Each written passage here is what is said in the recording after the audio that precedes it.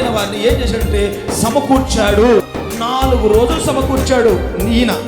ఆయన మాత్రం 3 రోజులు సమకూర్చాడు. నేనేం చేశాను? 4 రోజులు సమకూర్చాను.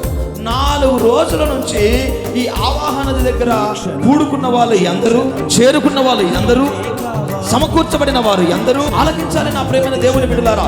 ఈ పారే నీటి దగ్గర ఈ రాత్రి ఎజ్రా సమకూర్చినట్టుగా మీరందరూ సమకూర్చబడ్డారన్న సంగతిని మీరు జ్ఞాపకం చేసుకోవాలి.